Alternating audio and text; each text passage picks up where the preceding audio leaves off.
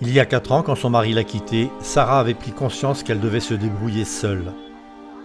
Mais elle ne savait pas comment trouver un travail. Elle a prié pour obtenir une directive, et Dieu l'a persuadée de partager sa parole avec les gens de son entourage. Elle est donc allée rendre visite à ses voisins.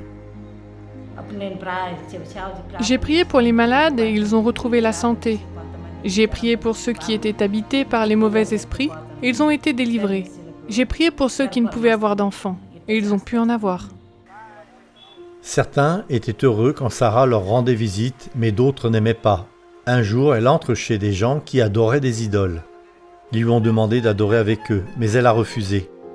Une jeune femme, avec colère, lui a alors pris une main pour la tremper dans de l'huile bouillante. J'ai prié et quand j'ai retiré ma main, elle n'était pas brûlée du tout.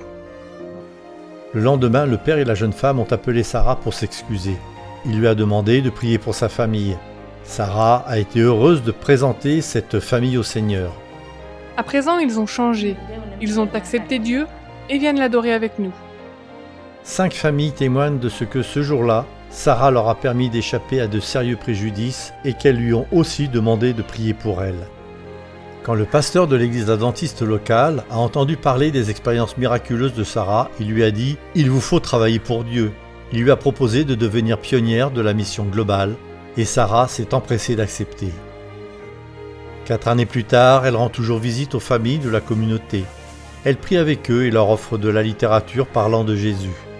Tous les sabbats, elle invite chez elle un groupe de femmes pour rendre un culte à Dieu. Et tous les mercredis, elle donne une étude biblique. Il y a beaucoup de veuves et d'orphelins dans la ville et Sarah fait tout ce qu'elle peut pour répondre à leurs besoins physiques et spirituels.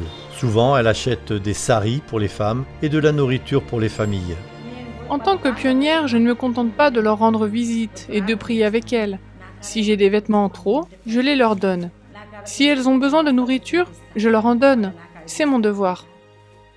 Sarah n'est désormais plus triste de ce que son mari l'ait abandonnée. Après qu'il soit parti, Dieu m'a donné plus de force afin que je puisse prêcher l'Évangile et dire aux gens qu'il revient bientôt. Il prend soin de moi. Sarah vous demande de prier pour les habitants de sa cité. Je voudrais tant qu'ils soient prêts pour la seconde venue. Je veux aussi appeler chacun à être un exemple pour les autres et à servir de tout leur cœur.